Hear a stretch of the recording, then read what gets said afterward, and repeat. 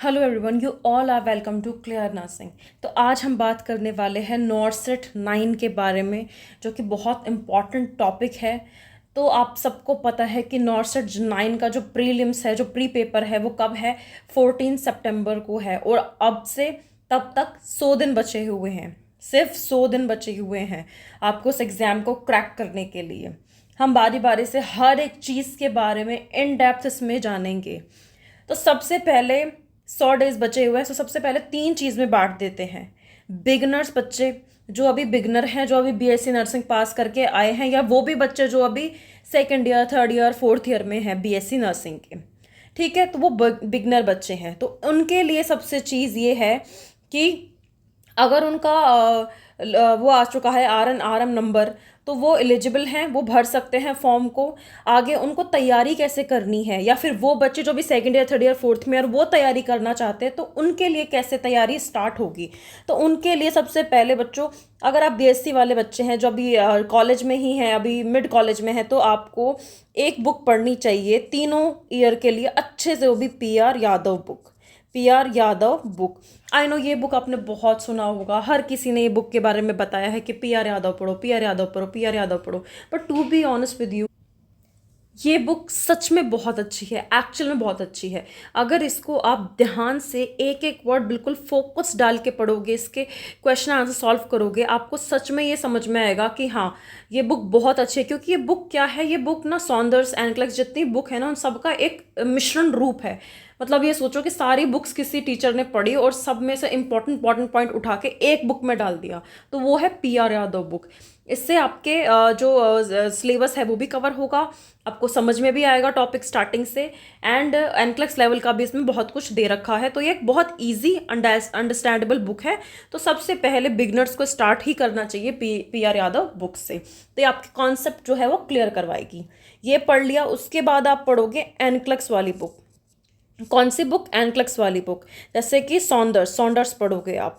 ठीक है, सॉन्डर्स आती है बुक, वो बुक बहुत अच्छे से पढ़ो। क्योंकि अब जो नॉर्सेट है वो ज़माने गए जब वन लाइनर क्वेश्चन आते थे नॉर्सेट में। अब आते हैं सॉन्डर्स वाले, एनक्लेक्स वाले क्वेश्चन, जिसमें ट्रिकी, जिसमें प्रायोरिटी बेस्ड मतलब सबसे ज़्यादा पेशेंट सेफ्टी किस ऑप्शन में दे रखी है, दैट इज़ योर प्रायोरिटी। ऐसे क्वेश्चन आते हैं और वो क्वेश्चन पैटर्न को बोलते हैं एनक्लेक्स पैटर्न टाइप क्वेश्चन। तो वो आप पढ़ो सॉन्डर्स से, सॉन्डर्स की बुक पढ़ो, उसके क्वेश्चन आंसर पूरे करो, तो आपको बहुत अच्छे से समझ में आएगा। तो बिगनर्स के लिए 2 बुक, पीआर यादव और एनक्लेक्स। ठीक है, तो ये आपको पढ़ना है। फिर उसके बाद आपको एमसीक्यू सॉल्व करनी है। कौन सी बुक के करने हैं? एनक्लेक्स के भी कर सकते हो, पीआर यादव के भी कर सकते हो। अच्छा है। अच्छा, बिगनर बच्चे अगर ये पूछना चाहते हैं, अगर बच्चे मिड में हैं, like second year, third year, fourth year में हैं, तो मैं बोलूँगी कि आप पहले बुक पढ़ो। और अगर आपको, जैसे अगर आप क्लियर करके आ गए हो कॉलेज अपना, नर्सिंग स्कूल अपना, और आप कोचिंग की तलाश में हो कि मैम कौन सी कोचिंग ले, बेस्ट कोचिंग ले भी या नहीं भी लें, तो देखिए मैं तो सजेस्ट करूँगी कि नहीं लें। क्योंकि कोचिंग बहुत ज़्यादा आपको ना उलझा देती है, बहुत स्ट्रेस डालती है बच्चे के ऊपर। आप खुद से पढ़ोगे ना, सेल्फ स्टडी, आपको बहुत अच्छा लगेगा। एक तो आपको अच्छा भी लगेगा और आपको समझ में भी आएगा कि मुझे कैसे पढ़ना है। आप अपने हिसाब से पढ़ पाओगे तो स्ट्रेस नहीं आता बच्चे के ऊपर। इसलिए मैं तो यही रिकमेंड करूंगी कि पैसे बर्बाद मत करो, सेल्फ स्टडी करो। सेल्फ स्टडी करके बच्चे बहुत जॉब लगे हैं, ऐसा नहीं है कि जॉब नहीं लगती है, लगती है जॉब। तो कोचिंग के झांसे में मत पढ़ो। ठीक है, तो ये चीज़ था। फिर भी आप लेना चाहते हैं तो आप बेशक लीजिए कोचिंग। पर इस वाले नॉर्सेट में मुझे लगता है नहीं कि कोचिंग से कोई बच्चा क्लियर कर सकता है इतनी जल्दी। अगर कर लेता है तो बहुत अच्छी बात है। तो मैं तो यही बोलूँगी कि कोचिंग की तरफ ना जाएं, कम समय रहता है तो अपन सेल्फ स्टडी की तरफ ज़्यादा ध्यान देते हैं। तो बिगनर्स के लिए मैंने बता दिया है, बुक्स ये पढ़नी है आपको। ठीक है, बिगनर्स के लिए टू बी ऑनेस्ट बहुत टाइम है, क्योंकि वो सेकेंड ईयर में, थर्ड ईयर, फोर्थ ईयर में, या फिर अभी क्लियर करके आए हैं, तो उनके लिए है टाइम काफ़ी। पर एक जो बच्चा 3 बार, 4 बार, 5 बार नॉर्सेट दे चुका है, उसकी हालत बहुत अलग है, उसका कंडीशन बहुत अलग है, और उस बिगनर का कंडीशन बहुत अलग है। दोनों का मेंटल स्टेटस बहुत अलग है। तो बिगनर्स के लिए ये चीज़ हो गई। सेकंड चीज़ हो गई वर्किंग एस्पिरेंट्स के लिए, जो प्राइवेट कॉलेजेस में टीचर्स पढ़ा रही हैं एज ए नर्सिंग ट्यूटर, और नर्स हैं किसी प्राइवेट हॉस्पिटल में, उनके लिए कैसे करें? तो देखो, उनको ज़्यादा बहुत हेक्टिक माहौल होता है, आई नो, उनको नहीं मिल पाता है टाइम। तो एटलीस्ट उनको 4 घंटे तो मिलते ही हैं दिन के। जो वर्किंग एस्पिरेंट्स हैं उनको 4 घंटे तो मिलते ही हैं दिन के। तो 4 घंटे में आप क्या करोगे? तो 4 घंटे तो आपको देने ही देने हैं प्रिपरेशन में। 4 घंटे में आपको बुक पढ़नी है। देखो सबसे पहले ना, ये एक बहुत मेजर क्वेश्चन है। सब बोलते हैं कि अरे एमसीक्यू पढ़ लो, हो जाएगा सिलेबस, थ्योरी मत पढ़ो, एमसीक्यू रट लो। नहीं, नहीं होता है। थ्योरी पे सबसे ज़्यादा कमांड रखो। सबसे पहले हमें थ्योरी ही पढ़नी है, थ्योरी ही पढ़नी है। कोचिंग के नोट्स हैं कर रखे ऑलरेडी तो नोट्स पढ़ो, नहीं कर रखे सेल्फ स्टडी करते हो तो वही बुक, सबके लिए सेम बुक है, कुछ अलग से कोई घूटी नहीं है कि आपको पिला दे और आपका सिलेक्शन हो जाए। सबके लिए सेम ही बुक्स हैं, पीआर यादव और NCLEX. PR Yadav basic book है, एनक्लेक्स थोड़ा और डेप्थ में चले जाते हैं। तो सेम फॉर वर्किंग एस्पिरेंट्स।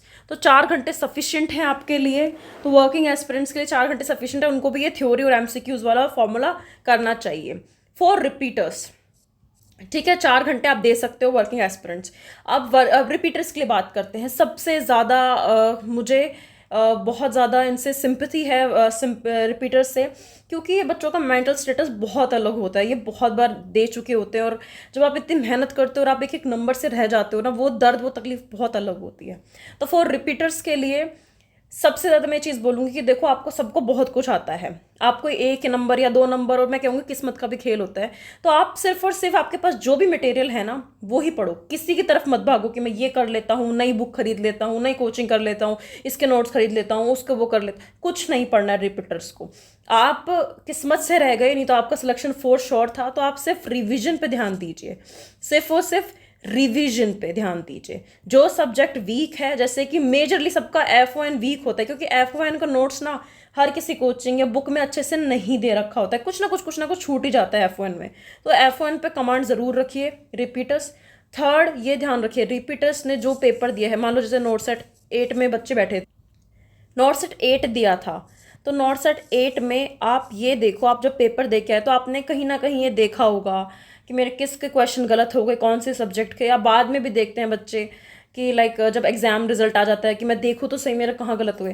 तो आप नॉट सेट 8 का पेपर वापस सॉल्व करना, अगर उस पर दे रखा है यूट्यूब पे, तो उसमें देखना कि कौन से सब्जेक्ट से मेरे क्वेश्चन गलत हुए कि जिससे मेरा सिलेक्शन रुक गया।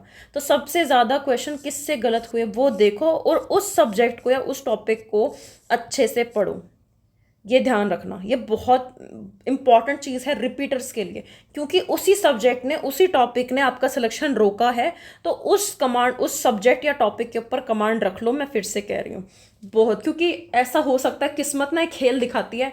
जो क्वेश्चन आपको पहले रोका था, जो गलत था, आप वापस से उस एग्जाम में अपेयर हो जाते हो, पर आप वो सब्जेक्ट, वो टॉपिक पे कमांड नहीं रखते हो। आप पूरा सिलेबस पढ़ लेते हो और वैसे ही पढ़ते हो, फिर वापस से वही क्वेश्चन आता है, वही क्वेश्चन आप गलत करके आ जाते हो, फिर आपका सिलेक्शन रुक जाता है। तो इसलिए ये काम करो सबसे पहले रिपीटर्स, कि नॉट सेट 8 में या जो भी प्रीवियस आपका नॉट सेट था उसमें जो क्वेश्चन गलत हुआ, जो सब्जेक्ट से क्वेश्चन गलत हुआ, जो टॉपिक से गलत हुआ, उसको पढ़ो, उस पर कमांड रखो, और जो भी आपके जितने भी नोट्स थे, जो भी आपने पढ़ा, उसको वापस से पढ़ लो। कोई अलग फॉर्मूला नहीं आपके लिए, खुद पे बर्डन मत डालना। 100 दिन बच रहे हैं, कंठस्थ कर लो हर चीज़ को। तो ये रिपीटर्स, वर्किंग एस्पिरेंट्स, बिगनर्स के लिए हो गया। अब फर्दर और चलते हैं, ये सबके लिए था, थोड़ा थोड़ा बता दिया। अब पढ़ते हैं थ्योरी। तो देखो सबसे मेजरली क्वेश्चन यही आता है कि मैम एमसीक्यू करे, थ्योरी करे, क्या करे पहले। तो जो भी आपको ये बोलता है कि एमसीक्यू कर लो, थ्योरी छोड़ दो, एमसीक्यू रट लो, देखो मैं फिर से कह रही हूँ, वो ज़माने गए। 2020 के बाद, सॉरी 2022 के बाद जो पैटर्न लगाया है नया, एनक्लेक्स पैटर्न नॉट सेट में, वो बहुत डिफरेंट है। वो ओनली एमसीक्यू रट्टाफिकेशन करके नहीं क्लियर होने वाला है। तो आपको थ्योरी पढ़ना बहुत ही ज़्यादा ज़रूरी है। तो हम सबसे पहले थ्योरी ही पढ़ेंगे, ठीक है, फिर हम करेंगे एमसीक्यू। सेकंड पे आता है एमसीक्यू। अब ये क्वेश्चन आता है मैम थ्योरी, मतलब एमसीक्यू थ्योरी कैसे करें। लाइक एक क्वेश्चन ये आता है बच्चों को कि मैम जैसे मान लो मैंने एफओएन का पूरा पढ़ लिया, या एफएन को कोई टॉपिक पढ़ लिया, मान लो फ्लूइड एंड इलेक्ट्रोलाइट बैलेंस पढ़ लिया, तो मैं क्या तुरंत एमसीक्यू कर लूँ, या पूरा सब्जेक्ट पढ़ूँ पहले एफओएन फिर मैं करूँ। तो देखो ये मेनली ना आपके ऊपर डिपेंड करता है, क्योंकि आपको टाइम मैनेजमेंट करना है। आप ये देखो आपको कैसे अच्छा लग रहा है। आपको तुरंत अच्छा लग रहा है कि लाइक मैंने तो पढ़ लिया फ्लूइड इलेक्ट्रोलाइट बैलेंस और अब मैं इसके एमसीक्यू कर लेता हूँ, वैसा कर लो। अगर आपको ऐसा लग रहा है कि मैं पूरा एफ1 पहले सब्जेक्ट ही पूरी पढ़ लूँ फिर पूरे सब्जेक्ट के कर लो, तो ऐसा कर लो। ये दोनों चीज़ सिर्फ और सिर्फ आपके ऊपर डिपेंडेंट है, क्योंकि 100 दिन में आपको अपना खुद टाइम मैनेजमेंट करना है। और हर बच्चे का टाइम मैनेजमेंट, सब्जेक्ट मैनेजमेंट सब कुछ अलग अलग होता है। कोई बच्चा दिन में पढ़ता है, कोई बच्चा रात को पढ़ता है, कोई बच्चा 12 घंटे पढ़ता है, कोई बच्चा 9 घंटे पढ़ता है। सबका कैचिंग पावर भी अलग अलग होता है, तो वो आपके ऊपर डिपेंड करता है। तो सबसे पहले तो हमें थ्योरी पढ़नी है, फिर हमें पढ़नी है MCQs। अच्छा ठीक है मैम, थ्योरी कहाँ से पढ़ें? तो देखो, books and coaching notes, books and coaching notes. तो मैंने चीज़ बता दी आपको। बुक्स तो हमें प्रेफर करनी है कौन सी? PR Yadav book. PR Yadav book, हमें एक एक पन्ना, एक एक वर्ड रट के बैठना है। देखो, आपको ये लगता है ना कई बार कि PR यादव मैम बहुत बेसिक बुक है, इससे तो कैसे ही क्लियर होगा। पर मैं आपको एक बात बताती हूँ, आप ये खुद से सच मानो, क्या आपको सच में ये लगता है कि आपने PR यादव को बहुत अच्छे से पढ़ा है? लाइक एक एक वर्ड, एक एक जो अक्षर है वो आपने अच्छे से पढ़ा है? आपको सच में लगता है या आपने बस रट्टा ही मारा है? क्या उस वर्ड को, उस लाइन का मतलब आपने समझा है कभी? तो हम क्या करते हैं, PR यादव बुक को यूं ही पढ़ देते हैं, पढ़ लिया और रट्टा मार लिया। क्या काम आपने कभी समझा है उस बुक को? उस बुक में इतने क्वेश्चन दे रखे हैं ना, एनक्लेक्स बेस भी। अगर आप उस बुक को बहुत ध्यान से पढ़ोगे, लेक्चर में बहुत ध्यान से दिमाग लगा के, वो बुक आपको बहुत जगह पास कराएगी। इट्स नॉट अबाउट नॉर्सेट, आपको हर एग्जाम में कहीं ना कहीं आपको बेनिफिट देगी वो बुक। तो सबसे पहले बुक हमें पढ़नी है वो PR यादव पढ़नी है, और फिर सॉन्डर्स पढ़नी है। ये किसके लिए बता रही हूँ? जो बच्चे सेल्फ स्टडी कर रहे हैं, खुद से पढ़ रहे हैं, ठीक है, सेल्फ स्टडी वालों के लिए। अब आता है कोचिंग नोट्स। जो बच्चे कोचिंग ले चुके हैं, जिनके पास कोचिंग के नोट्स हैं, तो बेटा जो नोट्स हैं उनको अच्छे से पढ़ लो, उनको अच्छे से पढ़ लो। और कोई टॉपिक या कुछ नहीं दे रखा है, जैसे मान लो FON में कोई टॉपिक है वो कोचिंग वालों ने छोड़ दिया, तो उस टॉपिक को कहीं और से पढ़ लो, पर उसको पढ़ लेना। ये मत करना कि ये तो पढ़ाया नहीं है, ये तो इम्पोर्टेंट नहीं है, ये नहीं पढ़ना क्योंकि मेरे कोचिंग वालों ने नहीं पढ़ाया है। नहीं, हमें हर चीज़ पढ़नी है। उसमें नहीं दे रखी तो बुक से पढ़ो, बुक में नहीं दे रखी तो कहीं और से पढ़ो, पर हमें पढ़ना है। ये ध्यान रखना, कोई भी टॉपिक, कोई भी पॉइंट हमें स्किप नहीं करना है, ठीक है। उसके बाद हमें जब थ्योरी हो जाएगी, फिर हमें MCQs पे जाना है। अच्छा, फॉर MCQs क्या है फॉर्मूला?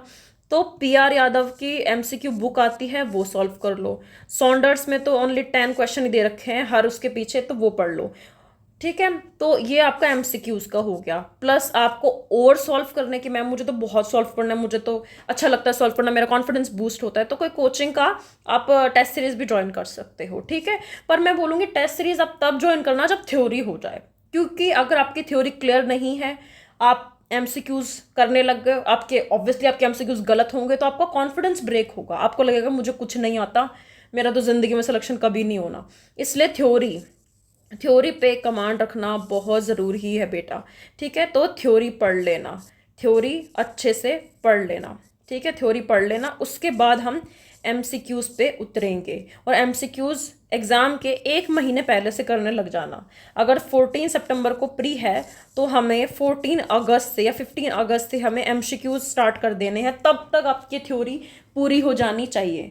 अब आप बोलोगे मैम थ्योरी तो बहुत बड़ा सिलेबस है, आप बोल रहे हो 100 दिन ही बच रहे हैं, हम दो महीने में कैसे करेंगे? जुलाई और मिड अगस्त, बस 1.5 महीने बच रहे हैं थ्योरी के लिए, हम कैसे करेंगे? और फिर आप बोल रहे हो कि MCQ कर लो, तो मैं बताती हूँ कैसे करेंगे।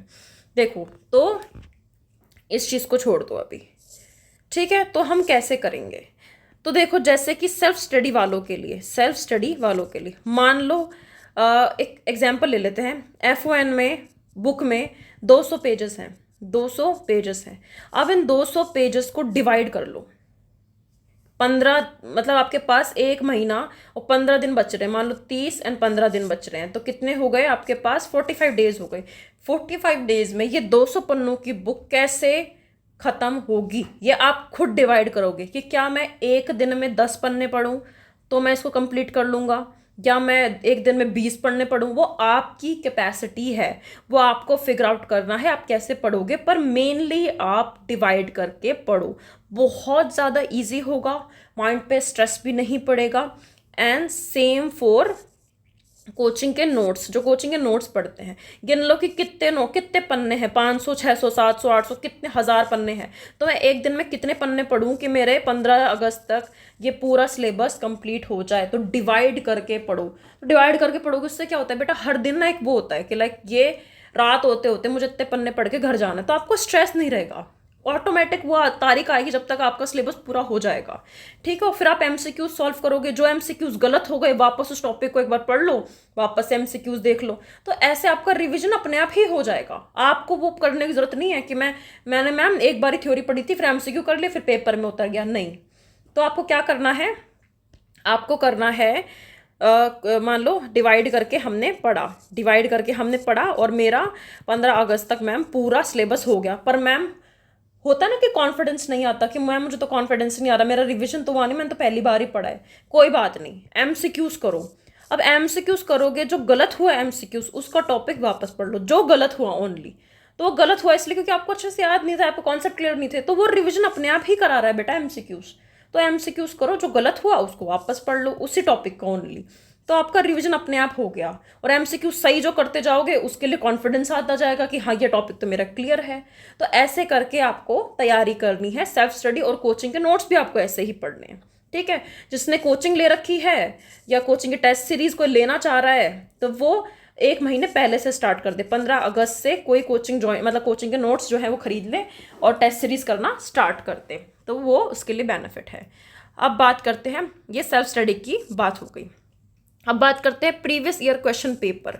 1 सितंबर से 13 सितंबर तक आपको 13 दिन मतलब previous year question paper solve करने हैं। कब से करोगे? 2022 के बाद वाले नॉर्सेट के जो भी नॉर्सेट आया था 2022 के बाद वाला, वो आपको उसके क्वेश्चन पेपर सॉल्व करना है। अच्छा मैम वो कहाँ से मिलेंगे?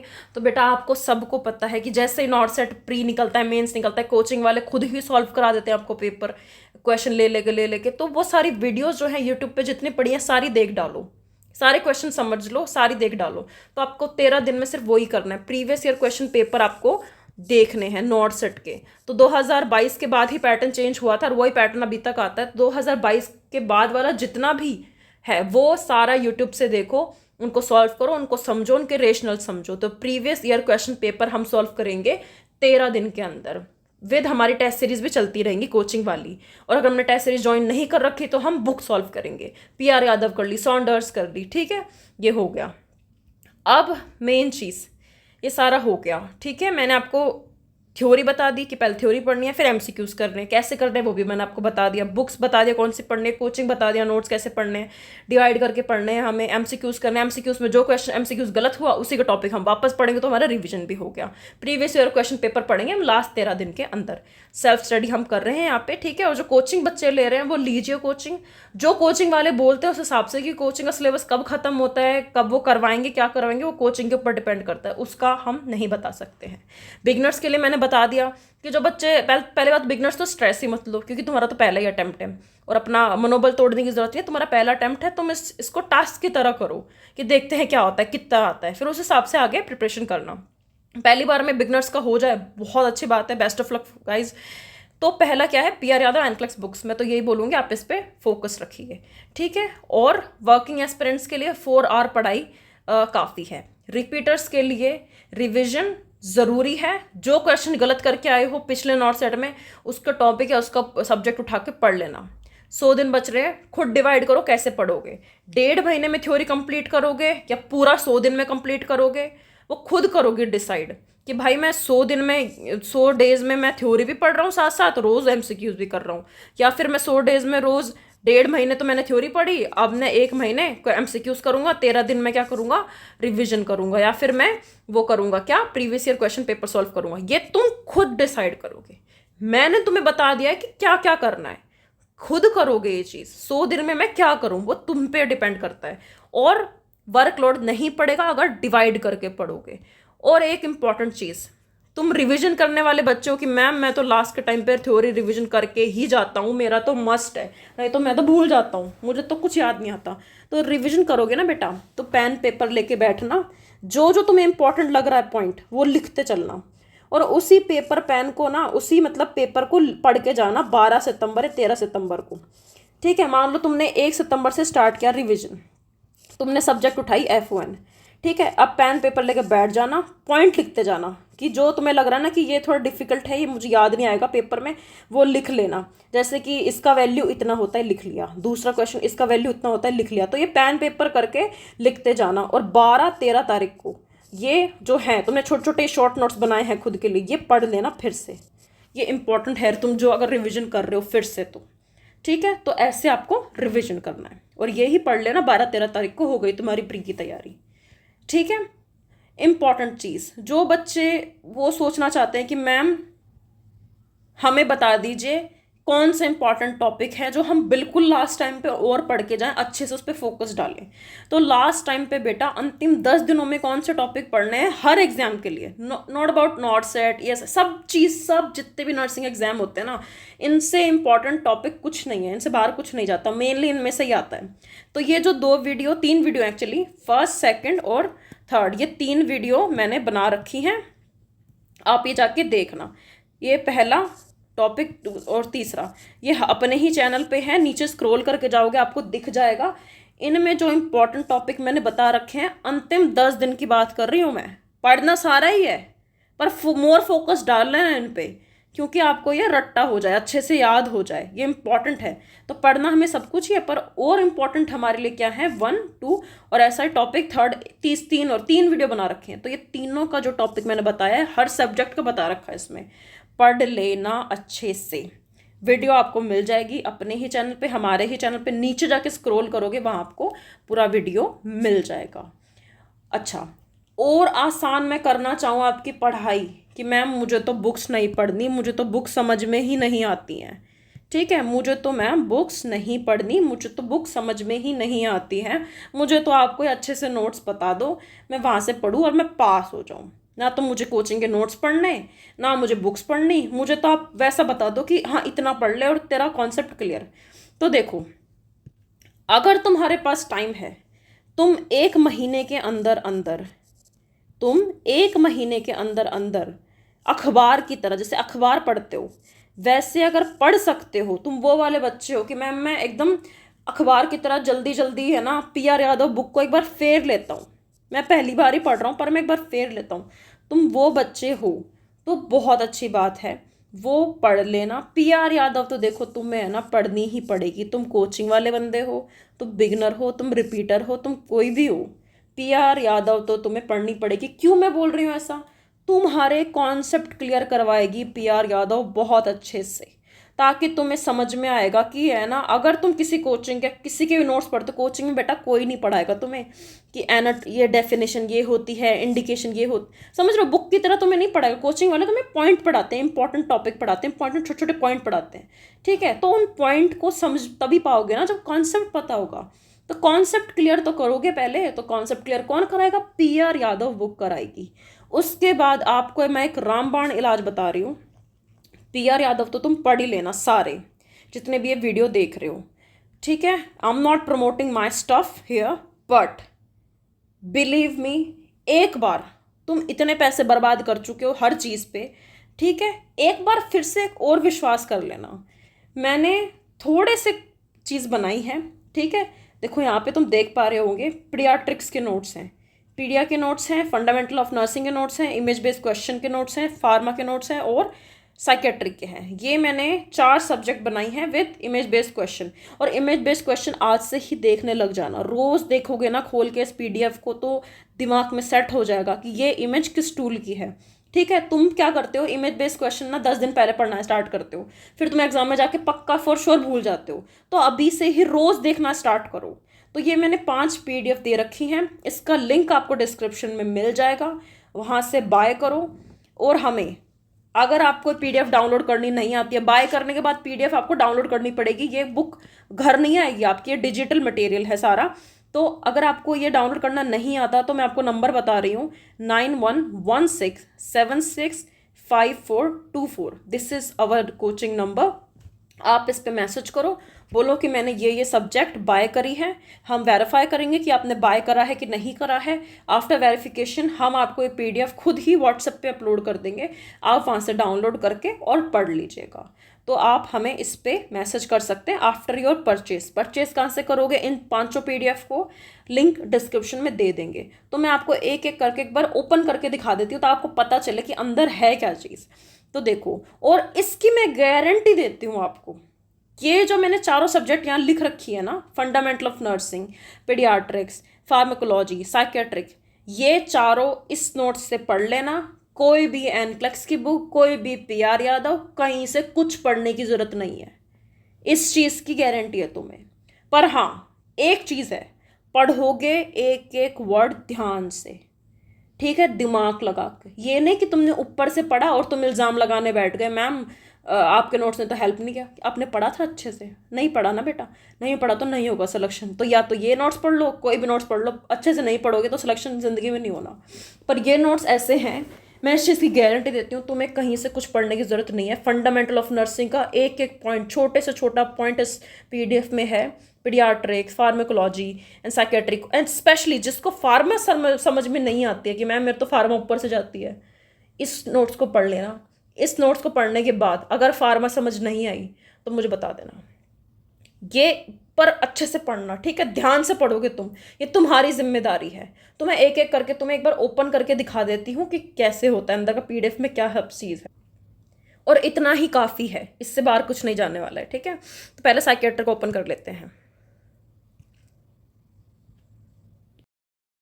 तो देखो, ये मैंने साइकेट्रिक यहाँ पे ओपन कर दी है, तो मैं आपको दिखाती हूँ। देखो, इस साइकेट्रिक के सारे नोट्स जितने भी है ना बेटा, बहुत सिंपल भाषा में समझा रखे हैं, इसके बाहर तो नहीं जाने वाला कुछ भी, पर आपको पढ़ना पड़ेगा बहुत अच्छे से, ठीक है। ये नहीं कि आप चलते पढ़ लो और बोलो कि मैम मेरा तो सिलेक्शन नहीं हुआ आपके नोट्स की वजह से, ऐसा नहीं है। देखो, जहाँ जहाँ तुम्हें समझ नहीं आया, मैंने हिंदी में भी लिख रखा है कुछ चीज़ें, ताकि आपको अच्छे से समझ में आए, ठीक है। और ECT देखो, ECT थेरेपी सब कुछ इसमें दे रखा है। फोबिया, जितना फोबिया इंपॉर्टेंट है उतना ही। ये नोट्स बेटा आपको हार्ड वर्क नहीं, आपको स्मार्ट वर्क कराएंगे, क्योंकि हमारा मेन गोल है जॉब लेना। हमें विद्वान बनना नहीं है, विद्वान आप बाद में कर लेना PhD के बाद, ठीक है। अभी मेन गोल है अपने जॉब लेना। तो जॉब के पर्पज से ये जितने भी नोट्स मैंने बना रखे हैं, ये सफिशेंट है बिल्कुल आपके लिए। और मैं आपको अच्छे से दिखा देती हूँ। देखो, सोमैटिक डिसऑर्डर, इमेज बेस भी दे रखा है ताकि आपको अच्छे से समझ में आए, ठीक है। ईटिंग डिसऑर्डर देखो, नरोक्सिया sorry anorexia nervosa, bulimia nervosa हो गया यहाँ पे बहुत अच्छे से आपको समझा रखे हैं। तो ये नोट्स एक बार आप बाय करो, ठीक है, अच्छे से पढ़ो, बहुत अच्छे से समझा रखा है बेटा इसमें। अगर आप बहुत ध्यान से पढ़ोगे ना, जैसे देखो एंटी डिप्रेसेंट यहाँ पे समझा रखा है कि ये देखो बिल्कुल, ये ड्रग नेम है, ये इसका इंडिकेशन है, ये मेमोरी ट्रिक है याद करने की, पेशेंट एजुकेशन क्या देंगे हम, की पॉइंट, ये सारे एनक्लेक्स बेस्ड चीज़ हैं। ये ऐसे नहीं है ऊपर से, ये एनक्लेक्स बेस्ड है। आपको कोई भी PR यादव कुछ भी पढ़ने का जरूरत नहीं है अगर आप ये कोचिंग के नोट्स पढ़ लेते हो तो, ठीक है।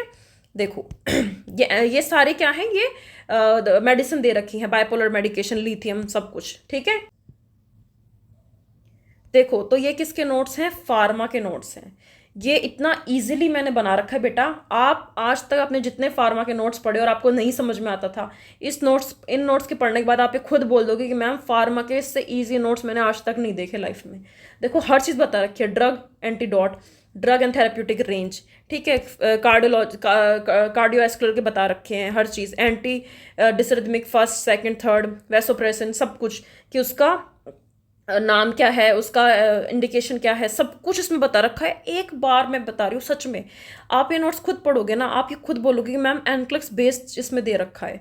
एक बार है ना, मैम के कहने पे पढ़ के देखो, तुमने बहुत पैसे उड़ाए हैं, बहुत टेस्ट सीरीज ज्वाइन करी हैं, बहुत कुछ करा है, एक बार ये नोट्स पढ़ के देखना।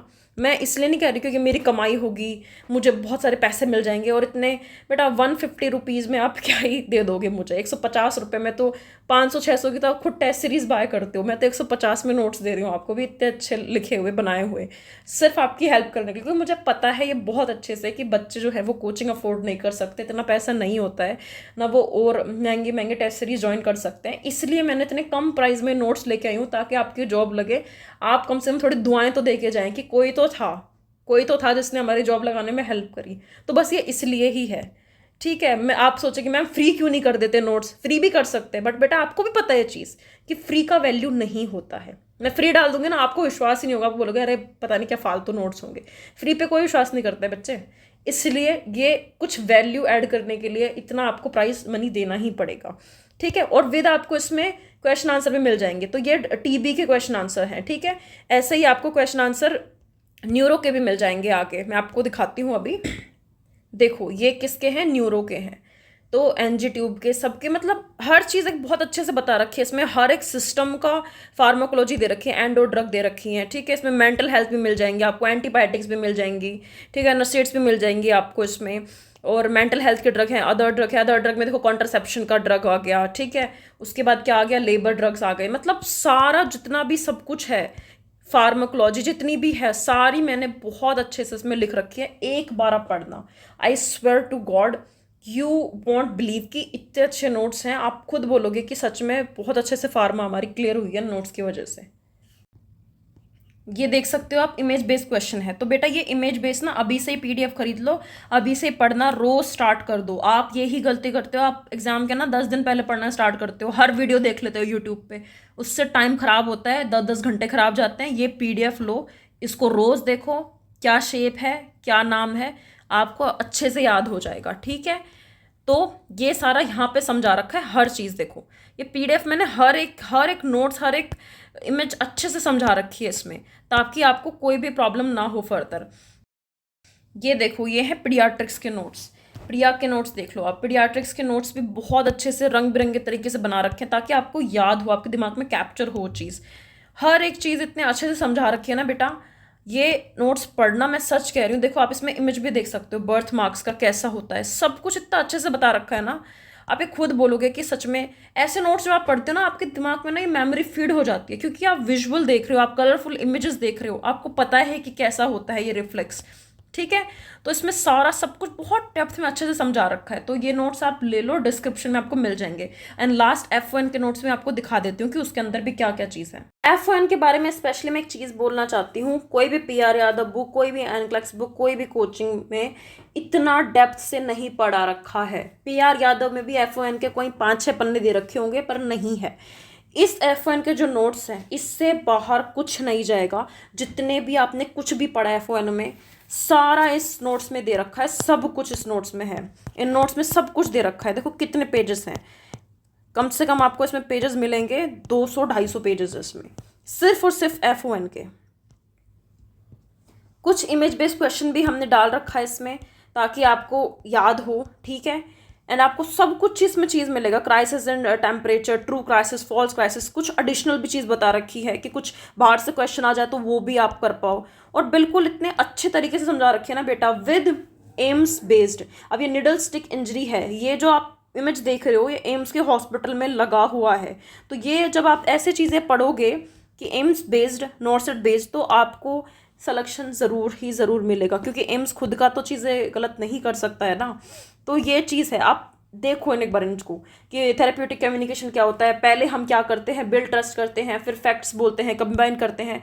इतने अच्छे से नोट्स समझा रखे हैं, बता रखे हैं। कोल्ड एडिमा क्या होता है, ठीक है। तो ये सारे नोट्स जो है आप देख सकते हो इस साइड। तो देखो थेराकोसेंटेसिस, इतना इमेज बेस बता रखा है आपको सब कुछ। एक बार ये नोट्स पढ़ना, मैं सही बता रही हूँ आपको, ये चारों सब्जेक्ट की तो मैं आपको है ना गारंटी देती हूँ। F1, pedia, pharma and psychiatric and image based question. किसी भी बुक, किसी भी कोचिंग से मत पढ़ो, ये नोट्स बाय करो, इनको पढ़ो, इनको डिवाइड करो कि एक दिन में मैम इतना पन्ना पढ़ूंगा। मैं इस चीज़ की गारंटी देती हूँ तुम्हें। इनको लिख लिख के पढ़ो, आई डोंट केयर, पर पढ़ो। तुम्हारे इन चारों सब्जेक्ट्स के नोट्स इतने अच्छे से क्लियर होंगे, पूरी ज़िंदगी भर तुम्हें याद रहेंगे।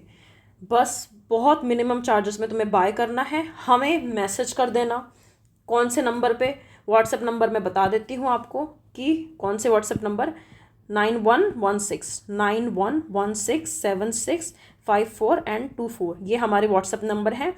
लिंक डिस्क्रिप्शन में है, परचेस करो। वहाँ से परचेस करने के बाद अगर आपको नहीं पता कि मैम डाउनलोड कैसे करते हैं, वैसे डाउनलोड हो जाता है PDF डायरेक्ट, पर आपको नहीं समझ में आ रहा है तो हमें व्हाट्सएप कर दो कि मैम मैंने ये नोट्स खरीद लिए हैं, ये मेरा नाम है। हम वेरीफाई करेंगे, वेरीफाई करके आपको वो जो PDF है वो अवेलेबल करा देंगे। तो this is all about notes. आपका कैसे प्रिपरेशन करनी है, थ्योरी कैसे पढ़नी है, 100 दिन में कैसे कवर करना है। और कोई भी डाउट हो, कैसा भी डाउट हो, इन नंबर पे आप हमसे वैसे भी पूछ सकते हैं। अगर कोई स्ट्रेस हो रहा है आपको तो वो भी बात कर सकते हैं। कैसे भी कोई भी बात आपके मन में चल रही हो, हम तैयार हैं आपकी हेल्प करने के लिए। हमें सिर्फ आपकी जॉब चाहिए।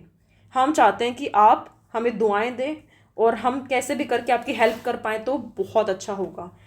So thank you and thank you so much guys ये वीडियो देखने के लिए। आई होप आप सबका सिलेक्शन हो। Best of luck for your exam and मिलते हैं बाद में। एंड एक टेस्ट सीरीज़ का पीडीएफ भी हम ज़रूर बनाएंगे जो बहुत एनक्लिक्स बेस होगा, आपको बहुत हेल्पफुल करेगा।